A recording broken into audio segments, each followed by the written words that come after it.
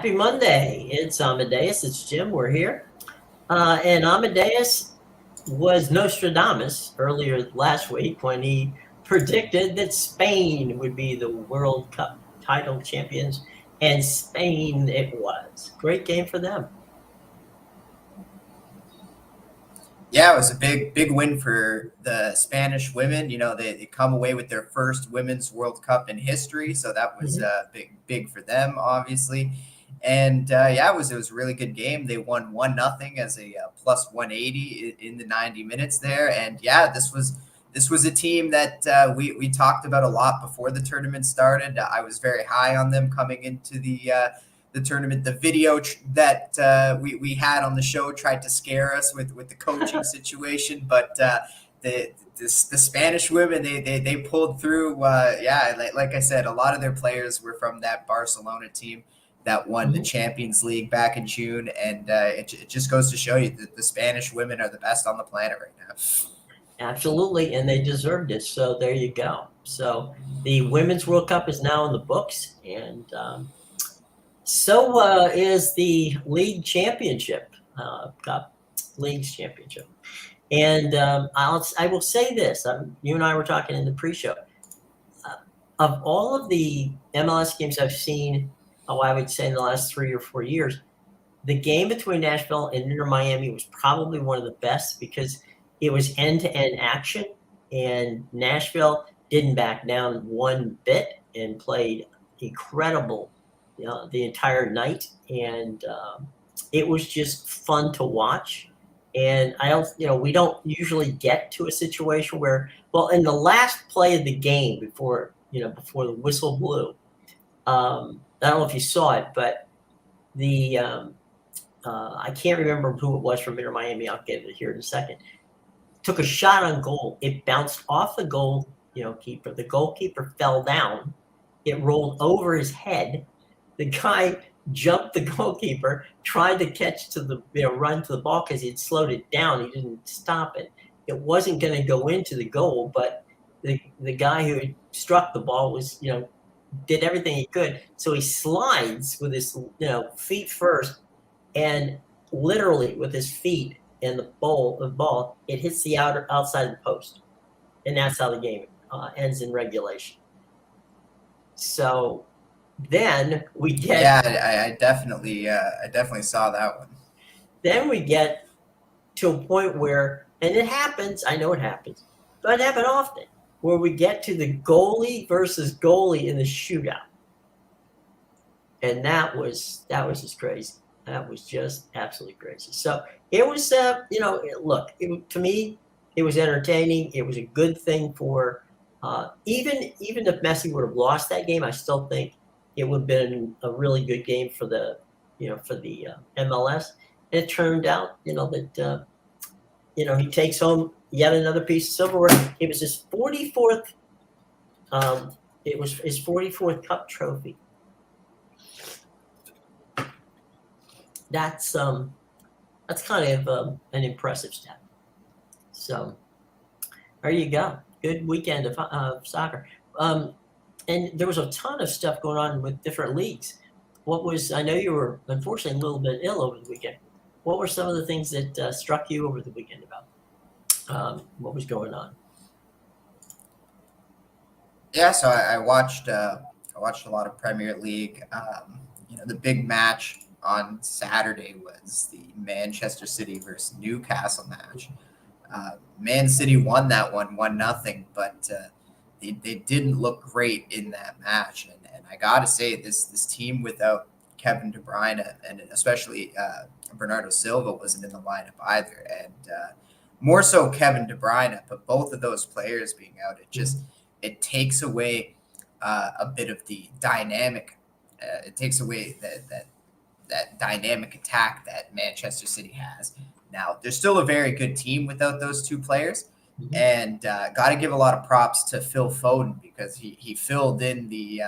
It was an opportunity for him to prove himself in the Kevin De Bruyne role, and he really filled that role well. He played an amazing game, but yeah, it wasn't as dynamic as it normally is, and I think this Manchester City team is definitely going to struggle in those matches without Kevin De Bruyne this year.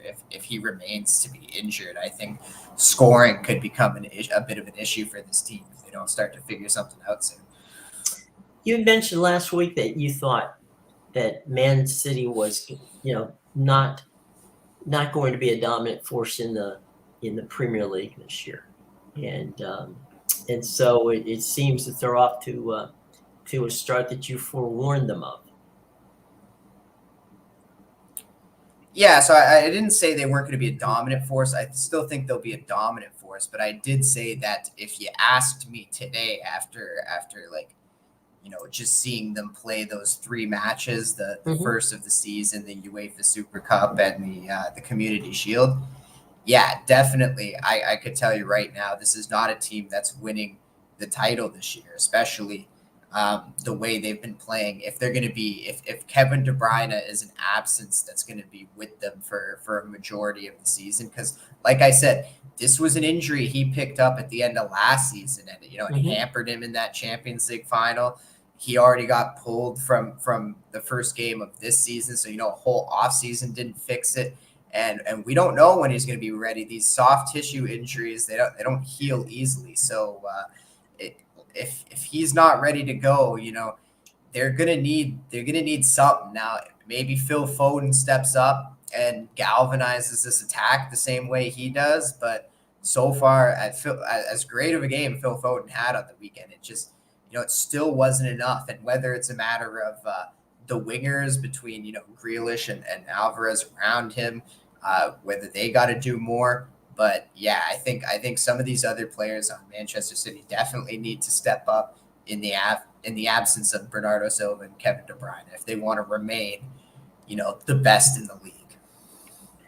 Well, and it's going to be tough to do that. I mean, it's one thing to be dominant one year, but it's nothing. It's difficult to do it year in and year out.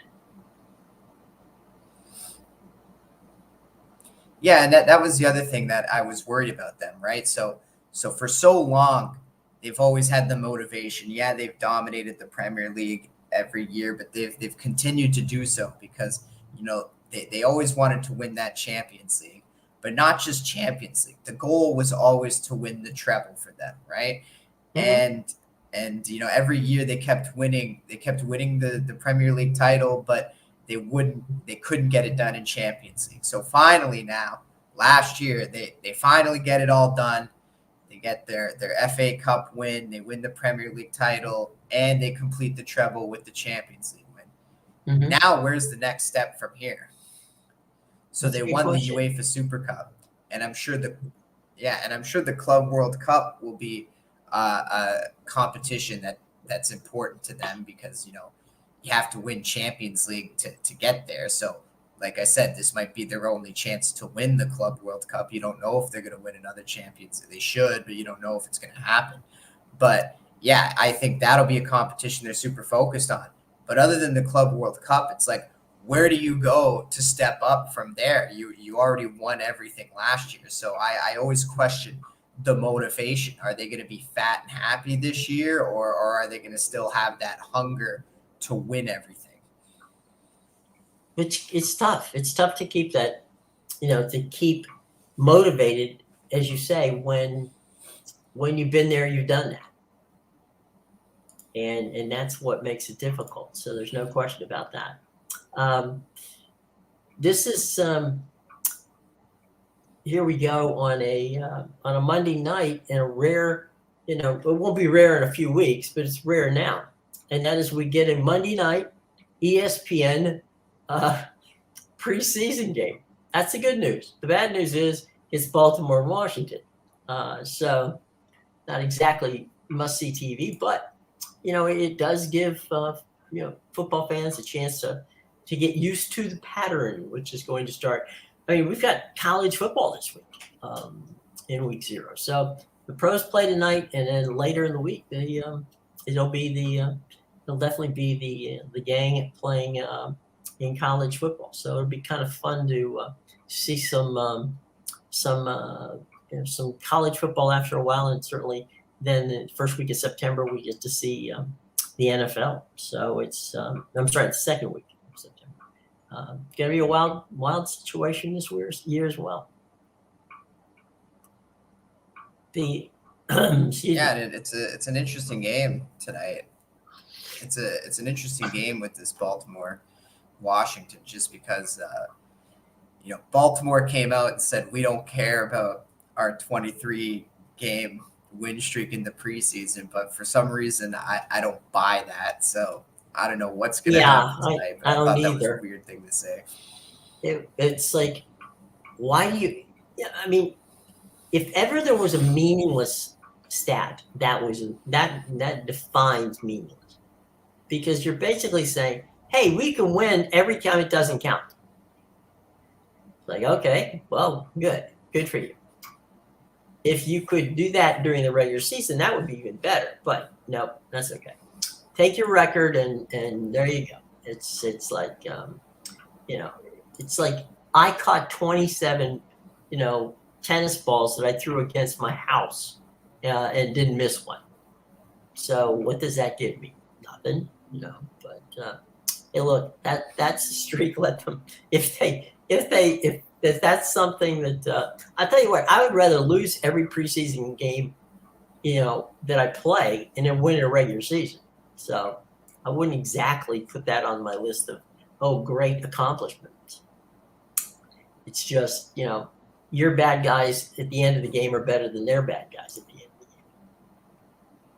So we'll see. We'll see if they make it. Yeah, pretty much. Well, you say 23? We'll see if they make it 24 in a row. Trying to get a hold of Pete Medhurst. Yeah, and they even came out and said they don't care, but I don't. Yeah, why would you even point it out? Streak, and it's a weird thing for them to say. If you didn't care, you wouldn't say anything about it, because who cares, right? But let me just hit some highlights real quick. Week 0 games, and that would be the Saturday game. Navy and Notre Dame. Pete Medhurst, who is the voice of Navy, I'm trying to get a hold of him. Hopefully, we can have him on the show. But we'll see. We'll see if we get him before he goes to Ireland, because that's where that game's being played. Navy versus Notre Dame in Ireland. Then you got UTEP, which University of Texas El Paso, and they take on Jackson State, which Jacksonville State. I'm sorry. UMass and New Mexico State, Ohio and San Diego State, Hawaii and Vanderbilt. Here's the game that I think most people will be interested in. San Jose State at USC, which, of course, Caleb Williams, the reigning Heisman Trophy winner.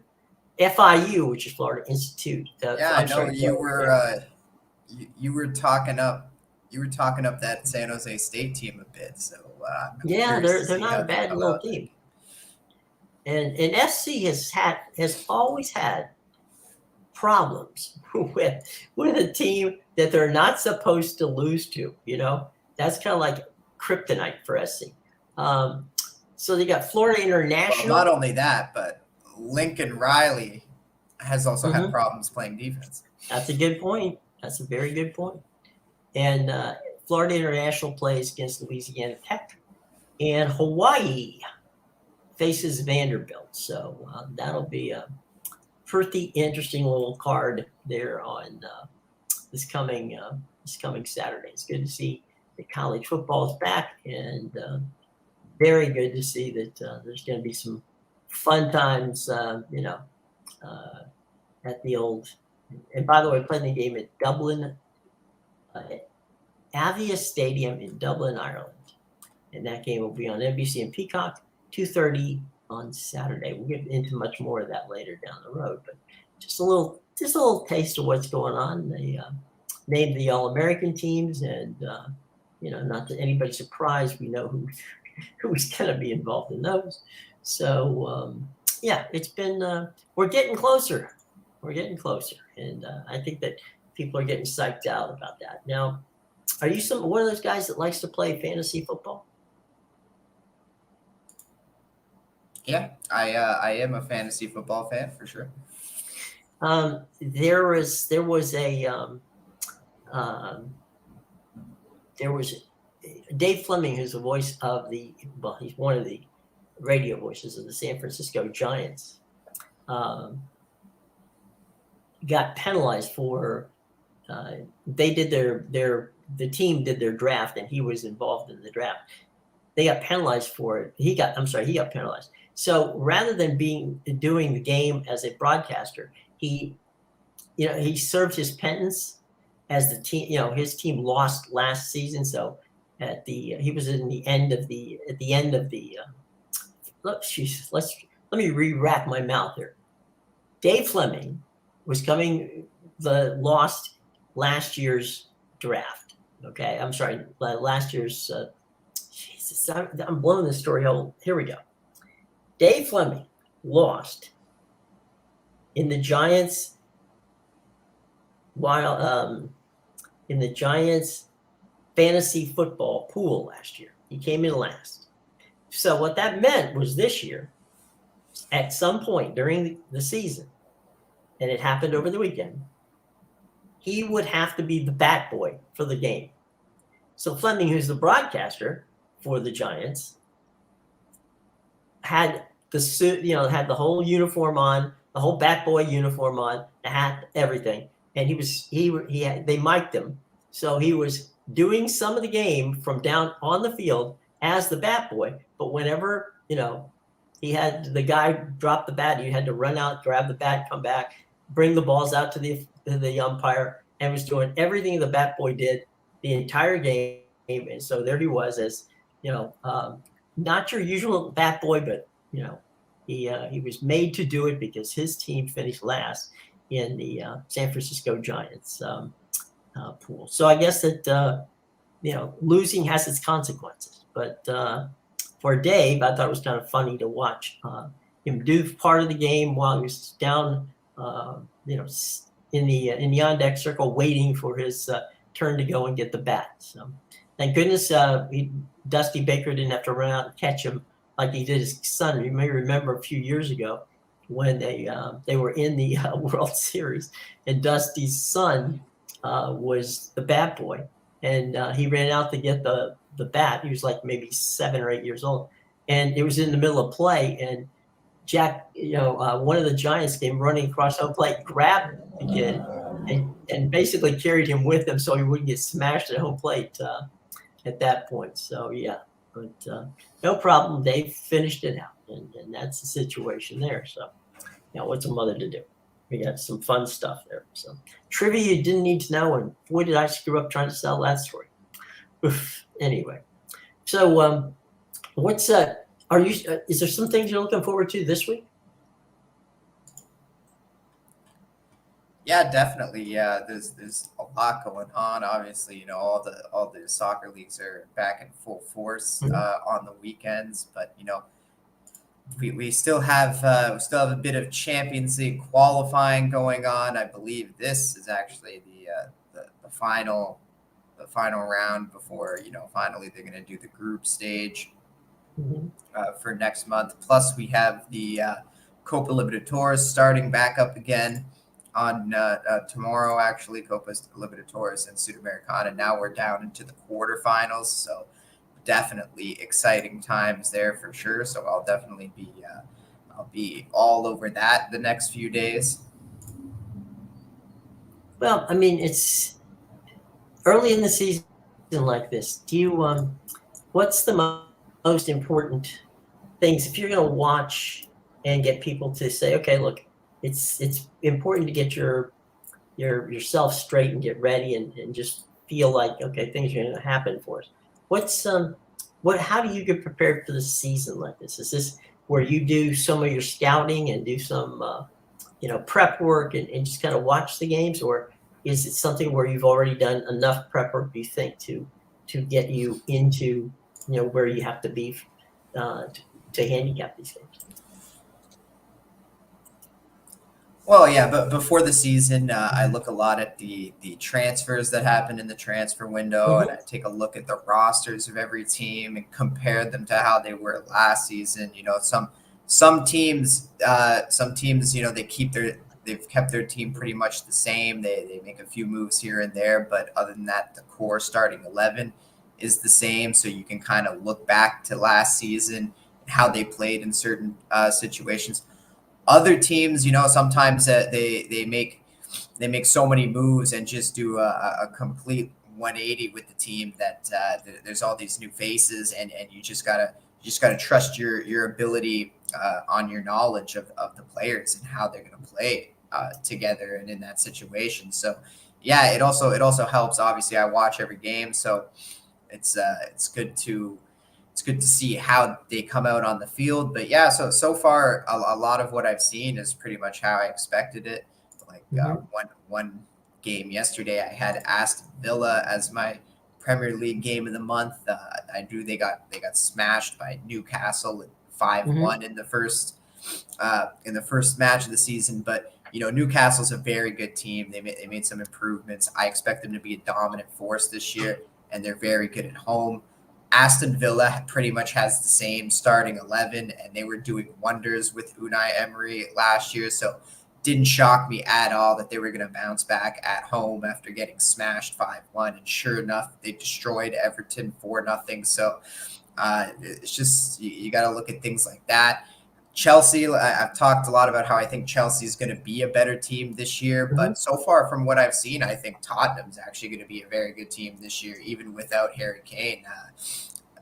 I think they're just going to be fine without him, and they definitely, I think their new coach, their Postecoglou, is definitely working wonders for the team for sure. So I think this Tottenham team, and it also, just similar to Chelsea, Tottenham isn't in any European competition this year. So they only have one match a week to focus on, which I think is going to be huge for them. So I think Tottenham might be a team that, they might perform much better in the Premier League than a lot of people expect them to. Let's talk a second about the Brighton team. We had a lot of fun with them last season. Are they gonna be a contender again from a standpoint of being kind of like that Cinderella team that sneaks up on everybody, or is it this time everybody knows who they are and they're not going to sneak up on anybody? Yeah, so this Brighton team is interesting to me because I stayed off their game this past weekend because I know they won their first match of the season 4-1, but a 4-1 welcome to the Premier League Luton Town win doesn't really, move the needle for me. I wanted to see how they come out against a Premier League team. And the Wolves, the Wolves weren't bad in their first match against Man United. They were getting a lot better last year near the end of the season. I know Lopetegui walked out on them right before the season, so that was a big blow to them. But they still came out well in that first match, and I actually expected them to put up a bit of a fight at home. But Brighton came out and smashed them 4-1, and it's surprising to me because they did lose two of their best players, Caicedo and McAllister. Obviously, McAllister on Liverpool now, and Caicedo on Chelsea. But they seem, again, that's a team that seems to be fine because other than those two players, they've retained a lot of the talent they have. They have my guy Matoma, obviously.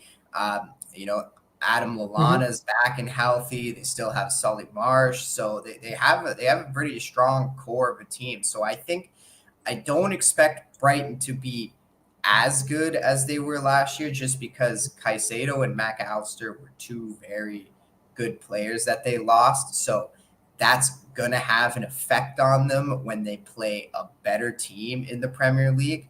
But so far, when they go up against these teams that are worse than them, they're getting the job done. And I expect them to continue to do that all season. They should have no problem beating up on these teams worse than them in the Premier League. There you go. I mean, it should be one of those things where you're sitting back and going, okay, you're proving it to me 1 week at a time, right? Yeah, exactly. Right. And like I said, I'm going to give them some respect going forward now, especially when they play these lesser teams. But again, I'm interested to see when they go up against a team better than them, how they handle that. And on their schedule, how long does it take to get there? I mean, to get to a team Let that me you're. just I'm sorry, the way I phrased that wrong. How long on the schedule will it be before they face a team that you think is going to be a challenge to them? Yeah, so this weekend they're at home to West Ham, and that should be an easy win for them. But then the Saturday after that, they're at home to Newcastle, and that is going to be a very difficult match for them because, like I said, Newcastle, I expect them to be one of the more dominant forces in the Premier League. So definitely at home to Newcastle, and then right after that, they got to go on the road against Man United. At this point, Newcastle's better than Man United. Man United just they've looked awful in their first two matches. Maybe they get back on track by the time they play Brighton in that match. But if they don't, really, Newcastle's the only team Brighton plays that has a chance against them in these first six matches. And then after that, after these first six matches, then they have a rough spell where they go on the road against Aston Villa. That's a tough match. At home to Liverpool. That's a tough match. On the road to Man City. That's a tough match. So that late September, early October stretch is really going to be where you want to focus on this Brighton team when they have to take on those three strong teams and see how they do against them. They have a little while then to get ready for those games. If the stretch is in October, so yeah, and like I said, they got six nice matches to start, right? So they can easily win 5 of those. That basically there you go with that. You're basic. You got a situation where you can build up a nice little stockpile of points. So you might even be able to lose one or two of those games. Oh, I'm sorry. Go ahead. No, I was just saying, definitely. Yeah, there's a bit of an audio lag. Yeah, it's like this is one of those days when it's, with Wi-Fi and such that we're kind of like talking, and it's like a satellite 2-second or 3-second delay. So it's a little wonky here, folks, but we're doing our best. We can do what we can. So there you go. We're getting a little lag time here, but that's okay. You're getting the gist of it anyway. But yeah, Brighton last year was one of our fun dark horses. Do you see who's this year's Brighton, do you think? I mean, I really think it's going to be Chelsea, and I don't know if you really want to define them as a dark horse. I mean, the books have them at plus 1,200 to win the Premier League, and I know Chelsea you wouldn't really think of them as a dark horse because they're Chelsea, but they were so bad last year. This was a team that finished in 12th place, and really, I don't see a lot of people expecting a lot from them this year either, just because of the situation they're still in, obviously, with all the players that they signed, and they're still finding a direction now. I think they have found that direction. Obviously, they lost to West Ham yesterday, but again, I see the same thing from this team that I saw last year. They're not playing poorly in their matches, especially near the end of the season last year. Chelsea was creating a lot of scoring chances. They just weren't capitalizing, and so far that's been an issue in their first 2 matches this year.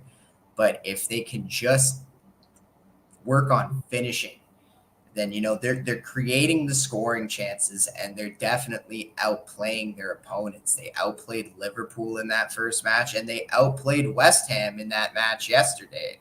So I'm expecting bigger things from Chelsea this year. Another one, again, might not be a team you think of as a dark horse, but remember, this is a team that didn't make European competition last year, and they've just lost arguably their best player in Harry Kane.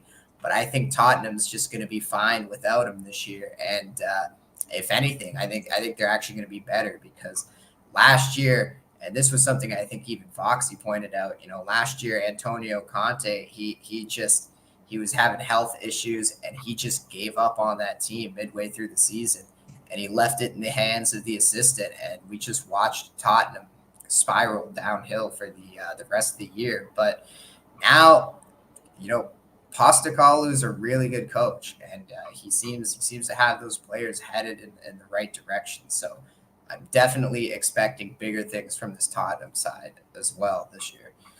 So there are two big names, but they aren't, but they were underachieving last year, and so maybe this year life changes. Yeah, and you got to remember, I think it's going to be a very competitive league this year, right? Like, obviously, your Manchester City and your Arsenal are like the two best teams right now. Manchester United, I'm not sold on them with the way they've played. They have pretty much the same team as last year. If anything, they added more pieces to it, good quality players. So I don't understand why they're not playing well, but maybe they just need to get into a groove. So we'll wait to see. But yeah, Newcastle, it's not really a powerhouse team, but they were a dominant force last year, and they're going to be a dominant force this year, and they're probably going to be a dominant team, moving forward. It's going to be a team that you haven't thought of as a Man City or anything like that in a while, but they're going to be one of those teams going forward. Aston Villa, they're making a lot of improvements. They're probably not as good, but they'll definitely be in the Europa League conversations for sure. Liverpool made a lot of moves. They're one of those powerhouse teams, and remember, they didn't make Champions League last year too. Right. So this is a very competitive league. Obviously, Brighton is leading the Premier League right now with their 8 goals and 2 goals allowed. So they're just absolutely crushing it. So yeah, there's going to be, I would say, the top half of the table is very competitive, which makes it fun. And I think because of Sean, we're obligated to ask about the Manchester United team this year. What are your thoughts about Manchester United? I expect them to do well, but I don't like what I've seen from them in these first 2 matches. So like I said, I hope they get back on track because they did nothing but make moves to improve their team in the transfer window, but it's just not working right now. They looked lethargic in their win against the Wolves. They were awful against Tottenham on the weekend. So it's just, they got to get back on track. They're consistently inconsistent, so which is not a good thing. But well, the talent is there. That's the thing. Is the talent is there. Yeah, that's now just making it work. All right, let's talk about where we can find your fine work for today, and it's always down in the show box below. But we want to make sure everybody knows where to get you. Yeah, you get my plays at bigal.com and pickadvisor.com. The link is in the description below. I only have the one play up in the Premier League today that starts in about 30 minutes. But yeah, I'll have lots up for Copa Libertadores and Copa Sudamericana during the week. And obviously, I'll have a big slate on the weekend. I'm 3-1 in La Liga, I'm 5-2 in Liga, and 2-0 in Serie A, and I'm 9-5 in the Premier League to start the season. Wow. So not too shabby, my friend. All right, folks, let's see. We're going to get out of here. It's, we had a lot of fun here on Monday, and we'll be back tomorrow. So have a good evening. And if you're a football fan, ESPN's got a game for you. And if you're a soccer fan, there's a lot of them on this afternoon. So enjoy. We'll see you tomorrow.